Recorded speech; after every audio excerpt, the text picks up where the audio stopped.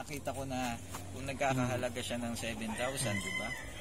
7, oo, ang cup. Depende pa sa ano yun, kung maganda yung yung ano mo.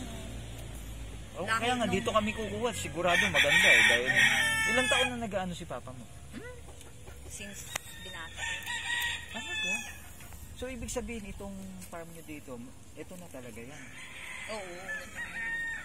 Ayun ang magandang klase. Anong tawag dyan sa kulay mo? So, kabisado mo na rin yung mga... Gold, talisay. Ito ang talisay. Oo, bulik yung parang... Alin yung bulik naman? Napakaganda ng may-ari, mga kaibigan. Napakaganda po ng... Sundan natin po ang may-ari. Hindi lang maganda. Yung model lang pa. Kahit sino naman may encourage na magano. Tama. Pag ganyan ang magiging business partner mo. Correct. Wait ka naman bibili ng farm. Ay, yun. Bulik ang tawag dyan. Depende dyan, may bulik na dark, light, ganyan. So ito ang tawag dito sa ganitong Mayahin. mayahin. Ito, golden. May tinatawag na alimbuyugin. So mahal yung ganito kasi bihira yung ganyan. Oo, gold.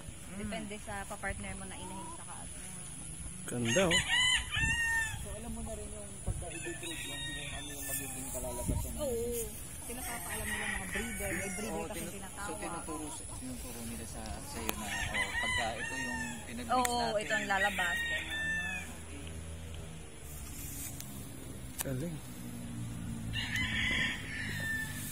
Pampala, batiin mo naman yung invite mo naman sila sa farm mo dito para Shout out bro, Shout out mo sa mga mga oh, yung parang ginagawa mo na sa Facebook man pag binadaan. Ako wala akong wala. Ay, yan yung mo. Oy, tatlo.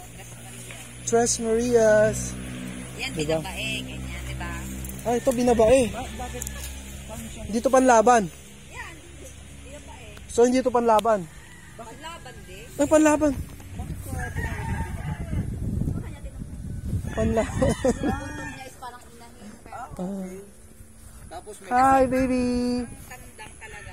Hi. ito halos pantay. So parang yan, binabae din yan. Yan, binabae, tama. Bro, marami ako natututunan. Oh, di ba? Nakakalibre seminar tayo. Kailangan ma-invite natin siya sa si Ma'am Paula. Ayun pa, yung isang bulik.